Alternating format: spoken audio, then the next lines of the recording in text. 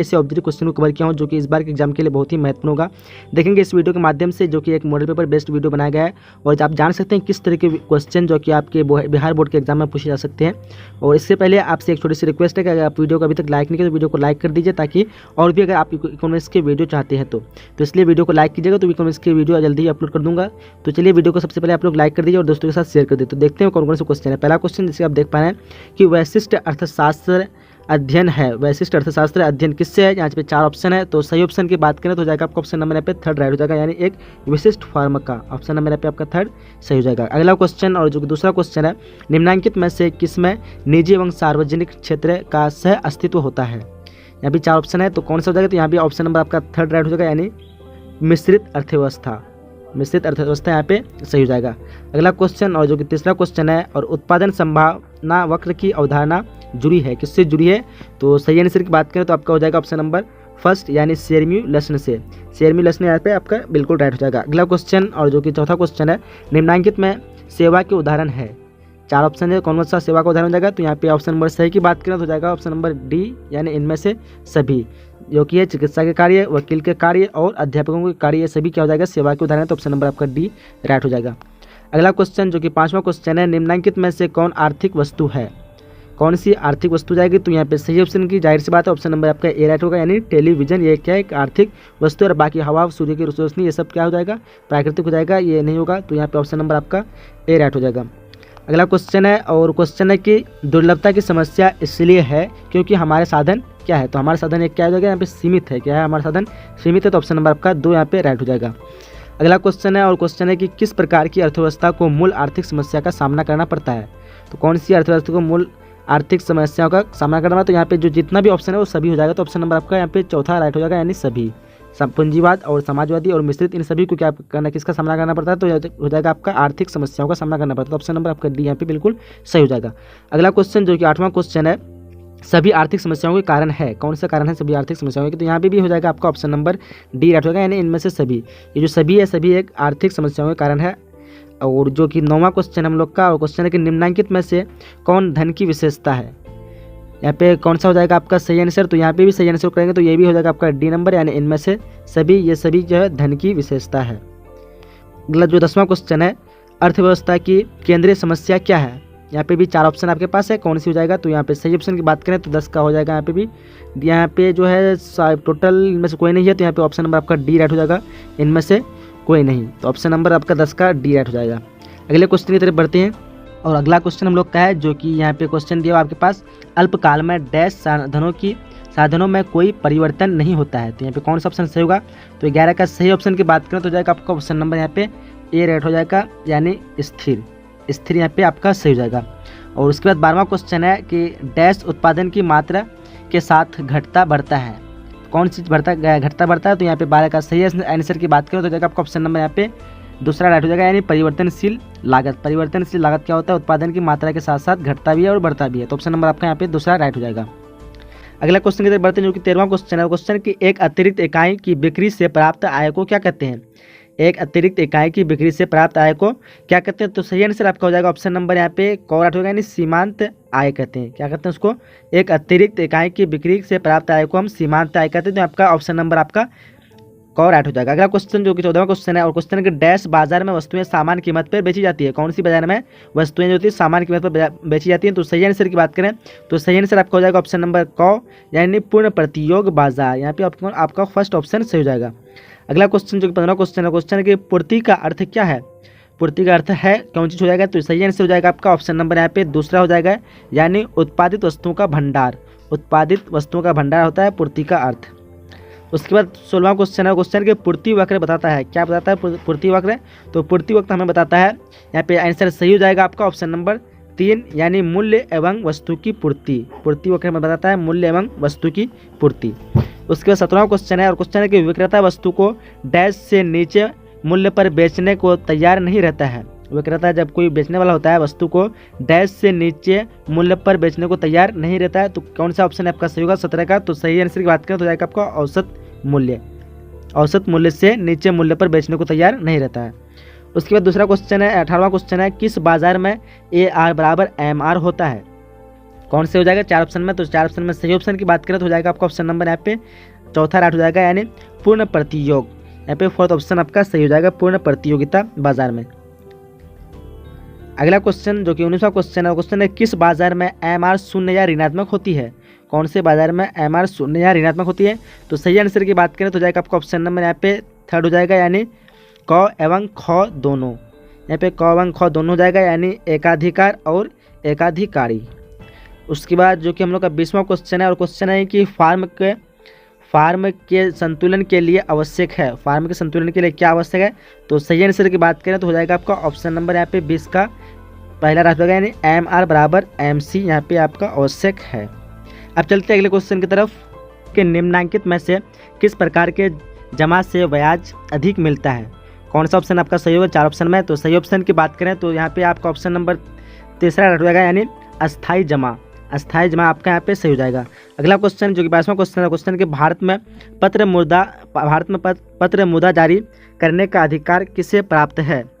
भारत में पत्र मुद्रा जारी करने का अधिकार किसे प्राप्त है, तो सही आंसर आपका हो जाएगा 22 का, शायद आपको पता होगा, आसान सा क्वेश्चन है। यहाँ पे ऑप्शन आपका तीसरा हो जाएगा, यानी reserve bank of India. Reserve bank of India को यह क्या अधिकार है। अगला क्वेश्चन जो कि 23वां क्वेश्चन है, क्वेश्चन के भारत में केंद्रीय बैंक का नाम है।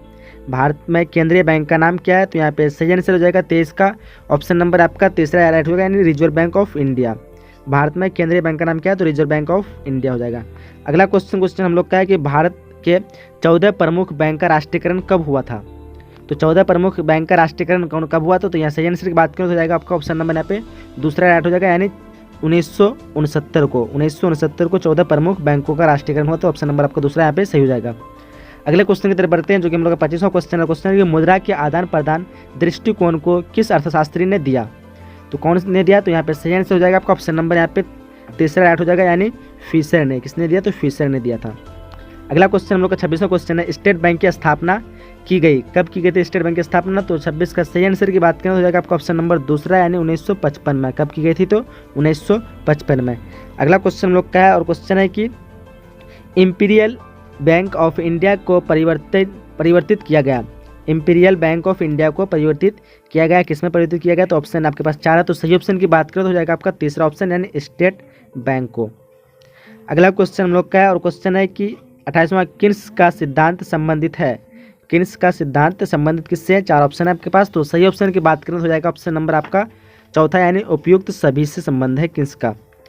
अब बढ़ते हैं अगले क्वेश्चन की तरफ। हम लोग का 29वां क्वेश्चन है, और क्वेश्चन के केन्स का रोजगार सिद्धांत निम्नलिखित में से किस पर निर्भर करता है। केन्स का रोजगार सिद्धांत निम्नलिखित में से किस पर निर्भर करता है, 4 ऑप्शन के पास, तो सही ऑप्शन की बात करें तो हो जाएगा आपका ऑप्शन नंबर यहाँ पे पहला हो जाएगा, यानी प्रभावी मांग। प्रभावी मांग यहाँ पे आपका सही हो जाएगा। अगला क्वेश्चन हम लोग का 30वां क्वेश्चन है, क्वेश्चन है कि अगर MPC बराबर 0.5 है तब गुणवत्ता क्या होगा। कि क्या होगा, आपके पास 4 ऑप्शन है, तो 4 ऑप्शन में आपका सही ऑप्शन की बात करें तो यहाँ पे आपका हो जाएगा ऑप्शन नंबर तीसरा हो जाएगा, यानी 2। यहाँ पे क्या हो जाएगा, 2 आंसर आपका सही हो जाएगा, यानी अगर MPC बराबर 0.5 है तब गुणवत्ता क्या हो जाएगा, तो यहाँ पे आपका आंसर आपका तीसरा सही हो जाएगा, यानी 2। अब चलते हैं अगले क्वेश्चन की तरफ। अगला क्वेश्चन जो कि 31वां क्वेश्चन है, और क्वेश्चन है कि उपयोगिता का गणना वाचक सिद्धांत किसने दिया। कौन दिया था, तो यहाँ पे 4 ऑप्शन है आपके पास, तो सही ऑप्शन की बात करें तो हो जाएगा आपका ऑप्शन नंबर यहाँ पे फर्स्ट राइट हो जाएगा, यानी मार्शल ने दिया था। अगला क्वेश्चन लोग का है, और क्वेश्चन है कि एक उपभोक्ता के रूप में आप यहाँ पे दिया हुआ आपके पास ऑप्शन 4 है, तो कौन सा ऑप्शन सही होगा, तो यहाँ पे सही ऑप्शन की बात करें तो हो जाएगा आपका ऑप्शन नंबर यहाँ पे पहला राइट हो जाएगा, यानी उपयोगिता को अधिकतम करेंगे। एक उपभोक्ता के रूप में आप उपयोगिता को अधिकतम करेंगे, तो ऑप्शन नंबर आपका यहाँ पे पहला राइट हो जाएगा। अगला क्वेश्चन है कि मांग के लिए होना जरूरी है। मांग के लिए क्या होना जरूरी है, आपके पास 4 ऑप्शन है, दिखा देना आपको, तो सही ऑप्शन आपका हो जाएगा 33 का, तो 33 का सही ऑप्शन हो जाएगा आपका यहाँ पे चौथा राइट हो जाएगा, इनमें से सभी हो जाएगा। खर्च करने की तत्परता और यहाँ पे साधन है और वस्तु की इच्छा, ये सब आपका हो जाएगा, यानी इनमें से सभी। अगला क्वेश्चन जो कि हम लोग का 34वां क्वेश्चन है, जब किसी वस्तु के मूल्य में कमी आती है तब क्या होती है उसमें, तो यहाँ पे सही आंसर की बात करें तो हो जाएगा आपका पहला मांग बढ़ती है। जब किसी वस्तु के मूल्य में कमी आती है तब मांग बढ़ती है। अगला क्वेश्चन जो कि हम लोग का 35वां क्वेश्चन है, क्वेश्चन है कि भारत में वित्तीय वर्ष है। भारत में कौन सा वित्तीय वर्ष है, आसान सा क्वेश्चन है, शायद आपको पता होगा, तो सही ऑप्शन आपको हो जाएगा ऑप्शन नंबर यहाँ पे पहला होगा, यानी 1 अप्रैल से 31 मार्च को हम क्या कहते हैं, वित्तीय वर्ष कहते हैं। उसके बाद 36वां क्वेश्चन है, और क्वेश्चन के राष्ट्रीय आय विषय डैश से संबंधित है। राष्ट्रीय आय विषय किससे संबंधित है? यहाँ पे 4 ऑप्शन है। तो सही ऑप्शन की बात करें तो आपका 36 का सही ऑप्शन हो जाएगा दूसरा, यानी मैक्रो अर्थशास्त्र से। किससे संबंधित है? तो मैक्रो अर्थशास्त्र से आपका सही हो जाएगा। उसके बाद 37वां क्वेश्चन है, जो कि हम लोग का क्वेश्चन है, the general theory of employment interest एवं मनी डैश के द्वारा लिखा गया। तो यहाँ पे सही आंसर की बात करें तो सही आंसर आपका 37 का हो जाएगा ऑप्शन नंबर तीसरा राइट हो जाएगा, यानी किन्स द्वारा लिखा गया था। उसके बाद 38वां क्वेश्चन है, पर्वत एवं नदियाँ है। पर्वत एवं नदियाँ कौन सी सही हो जाएगा? तो 38 का सही आंसर की बात करें तो सही आंसर हो जाएगा आपका दूसरा, यानी राष्ट्रीय धन है। क्या है ये? तो राष्ट्रीय धन है। अगला क्वेश्चन जो कि हम लोग का 39वां क्वेश्चन है, और क्वेश्चन है कि एक अर्थव्यवस्था जिसका आर्थिक संबंध दूसरे देशों से होता है वो जाना जाता है। किससे जाना जाता है? तो सही आंसर आपका हो जाएगा ऑप्शन नंबर दूसरा, यानी खुली अर्थव्यवस्था से जाना जाता है। अब चलते हैं 40वें क्वेश्चन की तरफ, जो कि हम लोग का 40वां क्वेश्चन है, कॉफ़ी के मूल्य में वृद्धि होने पर चाय की मांग क्या होगी?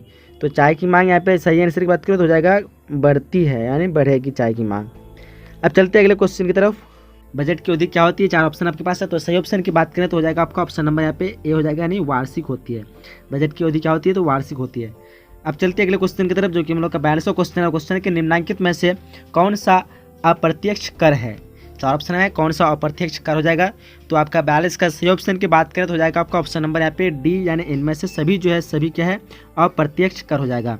अगला क्वेश्चन जो कि हम लोग का 43वां क्वेश्चन होगा शायद, और क्वेश्चन है कि एक देश एक कर किसके लिए कहा जाता है? एक देश एक कर किसके लिए कहा जाता है? 4 ऑप्शन आपके पास है। तो सही ऑप्शन की बात करें तो आपका ऑप्शन नंबर यहाँ पे सी राइट हो जाएगा, यानी GST के लिए कहा जाता है।